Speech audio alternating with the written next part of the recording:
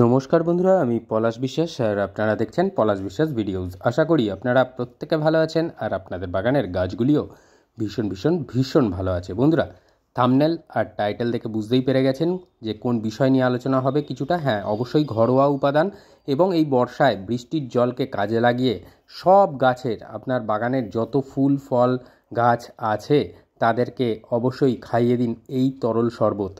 আর এইটা খাইয়ে দিতে পারলেই আপনার গাছ, যেসব গাছ ফুলের গাছ বা ফলের গাছ, সেই সমস্ত গাছ বা সবজি গাছ আপনাদের কিন্তু ভরে যাবে ফুলে ফলে সবজিতে। তো বন্ধুরা, একদম ঘরোয়া উপাদান দিয়ে তৈরি বৃষ্টির জলকে কাজে লাগিয়ে এই জৈব পটাশ আপনারা দিয়ে দিন প্রত্যেকটা গাছের মাটিতে।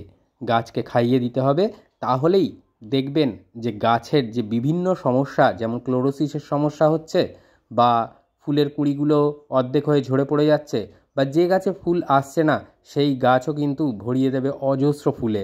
তো বন্ধুরা, সব গাছে দিতে পারবেন, তবে ইনডোর প্ল্যান্ট বা পাতাবাহারে দেওয়ার কোনো প্রয়োজন নেই এবং ক্যাকটাস এবং স্যাকুল্যান্ট জাতীয় প্ল্যান্টে দেবেন না, যেমন অ্যাডেনিয়ামে দেওয়ার কোনো দরকার নেই। তো এছাড়া বাদবাকি সমস্ত ফুল ফল সবজি গাছে আপনারা কিন্তু এই তরল জৈব দ্রবণ অবশ্যই গাছে দিতে পারেন। এখানে আমি এই পরপর ভিডিও আনছি যে তরল সার দেওয়ার ব্যাপারে গাছগুলোতে। তো অনেকেরই প্রশ্ন হচ্ছে যে অনেকেই ভাবছেন, মানে ম্যাক্সিমাম জন নয়, কিছুজন ভাবছেন যে এই তরল সার দেওয়ার পরেই আবার পলাশ ভিডিও দিচ্ছে তরল সার, তো কত দিনের ব্যবধানে দেবো? যে কোনো তরল সার আপনারা 3 দিনের ব্যবধানে দিতে পারেন। বর্ষাকালে 3 দিনের ব্যবধানে যে কোনো তরল জৈব সার আপনারা প্রদান করতে পারেন। আর আজকের যে সারটা দিচ্ছি সেটার ব্যবধান থাকবে মোটামুটি 1 সপ্তাহের মতন। 1 সপ্তাহ ছাড়া আপনারা এই তরল সার দিতে পারেন। এছাড়া অন্যান্য যে সমস্ত তরল জৈব সার দেখিয়েছি সেগুলো কিন্তু আপনারা দিয়ে দিতে পারেন 3 দিনের ব্যবধানে। তো আশা করি বুঝতে পারলেন যে কীরকমভাবে দিতে হবে। এই বিষয়ে কনফিউশন আশা করি দূর হয়ে গেল। তো সমস্ত যত ধরনের বাগানের আমার গাছ আছে সব গাছকে আমি এই বর্ষাকালে এই ধরনের তরল সারগুলো দিতে থাকি, যাতে করে তারাও ফুলে ফলে সবজিতে আমার বাগানকে ভরিয়ে রাখে। তাহলে আপনারাও চেষ্টা করুন এইভাবে বানিয়ে তরল সারগুলো পরপর যেরকমভাবে নিয়ে আসছি ভিডিও, সেইভাবে পরিচর্যার ভিডিওগুলো দেখে আপনাদের বাগানেও এই জৈব তরল সারের ব্যবহার করতে থাকুন। দেখবেন আপনাদের জবা গাছের ফুলগুলো মানে আকার যথেষ্ট বড় হচ্ছে, কুঁড়ি হলুদ হয়ে ঝরে যাচ্ছে না, বা পাতা হলুদ হয়ে যাচ্ছে না, কিংবা পাতায় ক্লোরোসিস আসছে না। এরকম পরপর যেরকম তরল সারগুলো দেখাচ্ছি সেইভাবে দিয়ে দিন।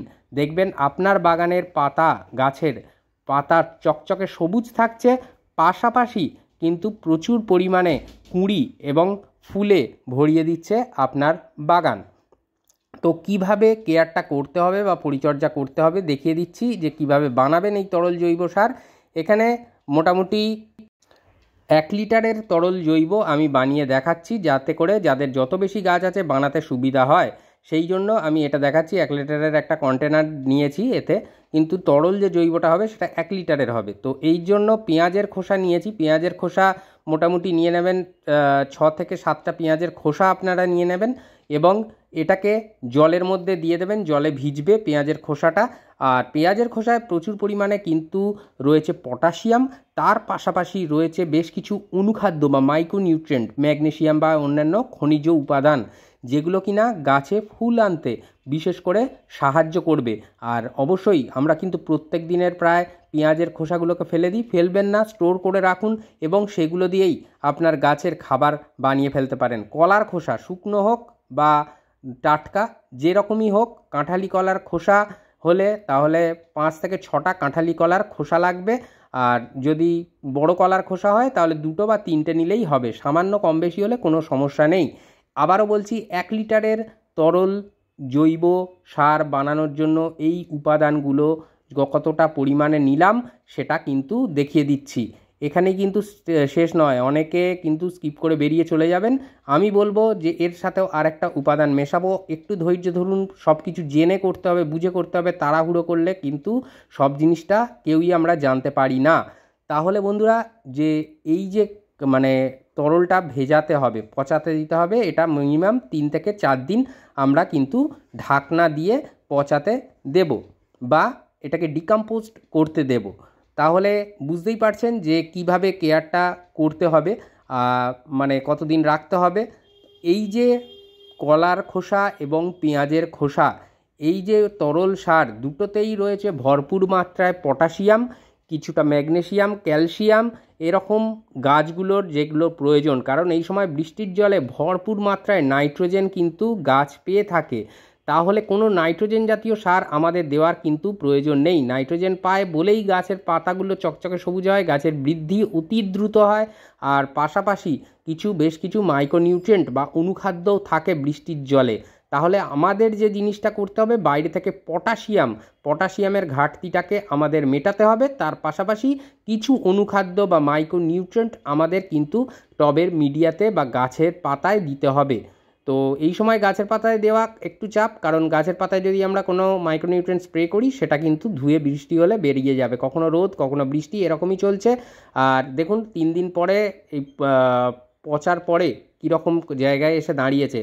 আর এই তরল সারটা অনেকেই প্রশ্ন করবেন যে বৃষ্টি হচ্ছে আমাদের এখানে কবে দেবো। তো বৃষ্টি সব জায়গাতেই হচ্ছে, কোথাও টানা হচ্ছে, কোথাও বিক্ষিপ্তভাবে হচ্ছে।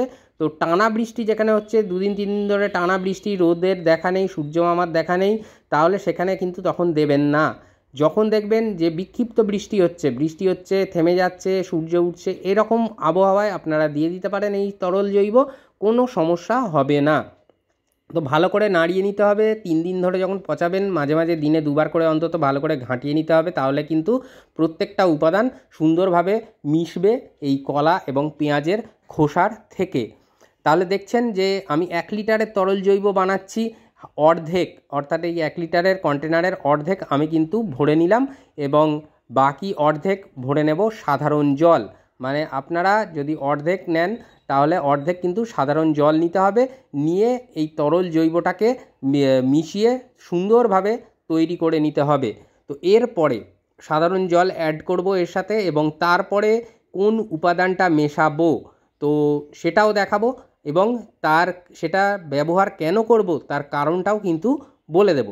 তো সবটা জেনে বুঝে করতে হবে, না করলে তাড়াতাড়ি শর্টকাট করতে গেলে কিন্তু অনেক কিছু মিস হয়ে যাবে। জেনে বুঝে করবেন না, পরবর্তীকালে দেখা যাবে যে কাজ হচ্ছে না।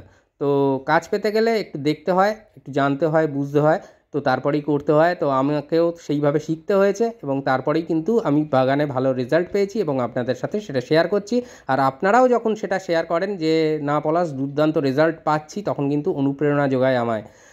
তো কফির পাউচ, এই কফির পাউচ 2 টাকা দামের একটা কফির পাউচ নিয়ে নেবেন। এইটা 1 লিটার তরল জৈবর জন্য আপনাকে কিন্তু মিশিয়ে নিতে হবে। কফি কি কাজ করবে? কফি মাটিটাকে অম্ল করবে, মাটির পিএইচ লেভেলটাকে নিয়ন্ত্রণে আনবে, আর অবশ্যই কিন্তু গাছে ফুল আনতে এটা বিশেষভাবে কার্যকরী ভূমিকা পালন করবে। তো কফিটাকে মিশিয়ে নেওয়ার পরে ভালো করে ফেটিয়ে নিতে হবে বা নাড়িয়ে নিতে হবে, যাতে দ্রবণটার সাথে কফিটা পাউডারটাও সুন্দরভাবে গুলে যায়। কফি কিন্তু সহজেই গুলে যায়, তো সেই জন্যই এই ব্যবস্থাপনা। প্রতিদিন সন্ধ্যে 6টায় বাগান সংক্রান্ত ভিডিও আসে আমার চ্যানেলে, তাই বলবো যারা এখনও চ্যানেলটি সাবস্ক্রাইব করেননি তাদের কাছে বলবো সাবস্ক্রাইব করে দিন, শেয়ার করে দিন সকল বাগানপ্রেমী বন্ধুদের মাঝে, যাতে সহজে সকলে সুন্দরভাবে আমরা বাগান করতে পারি। তো সেই জন্যই এই ব্যবস্থাপনা। আর ঘরোয়া উপাদান দিয়েই আপনার গাছ ভরবে ফুলে ফলে সবজিতে। তো এটা আমার ফুরুষ ফুল গাছ। তো দেখুন এই ফুরুষ ফুল গাছে কিন্তু কুঁড়ি চলে এসেছে। আমি কেয়ার দেখিয়েছিলাম যে টবের ফুরুষ ফুল গাছ ফুটবে, ফুরুষ ফুল গাছে ফুল ফুটবে প্রচুর পরিমাণে।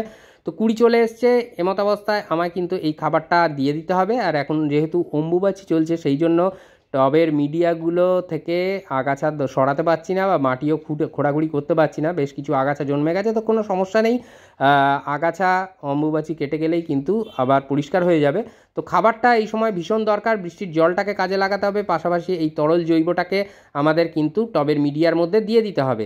তাহলেই দেখবেন যে প্রচুর পরিমাণে ফুল আসছে, এবং যে গাছে কোনো দিন ফুল আসেনি সেই গাছও কিন্তু ফুলে ফুলে ভরিয়ে দেবে আপনার বাগানটাকে। তো এই যে জবা গাছ বলুন বা বোগেনভিলিয়া, ফুরুষ ফুল গাছ, যে কোনো টগর গাছ, যে কোনো গাছে জাস্ট 1 গ্লাস করে 10 ইঞ্চি টবের জন্য আপনারা এই 200 থেকে 250 ml জল ধরে এরকম পাত্রে নিয়ে আপনারা টবের মিডিয়ায় দিয়ে দেবেন। 10 বা 12 ইঞ্চি টবেতে কিন্তু এই পরিমাণে দিলে যথেষ্ট ভালো কাজ করবে। আর অবশ্যই আমি বলে দিয়েছি আগেই যে কনফিউশনের কোনো জায়গা নেই। যে কোনো তরল জৈব আমি যেগুলো দেখাচ্ছি পরপর আপনারা 3 দিনের ব্যবধানে দিতে পারেন, 3 দিনের ব্যবধানে দিতে পারেন। আর এই তরল জৈব কিন্তু সপ্তাহে একবার করে আপনারা আপনাদের গাছে প্রদান করতেই পারেন। আর এটা করলে 1 মাস করবেন, মানে 30 দিন সপ্তাহে একবার করে প্রদান করে দেবেন।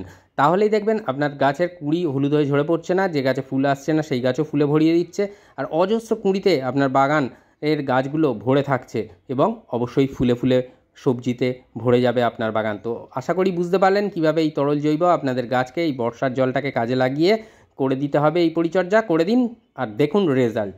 তো আজকের মতো এই পর্যন্তই, আবার আসছি আগামীকাল ঠিক সন্ধ্যে 6টায়। ততক্ষণ সকল সুস্থ থাকুন, ভালো থাকুন, প্রচুর পরিমাণে গাছ লাগানোর পাশাপাশি অবশ্যই দেখতে থাকুন পলাশ বিশ্বাস ভিডিওস। মন থাক চিরসবুজ, পৃথিবী হোক সবুজময়, এই বলে আজকে এখানেই সমাপ্ত করছি। খুব ভালো থাকবেন সকলে বন্ধুরা, আবার আসছি আগামীকাল ঠিক সন্ধ্যে 6টায়।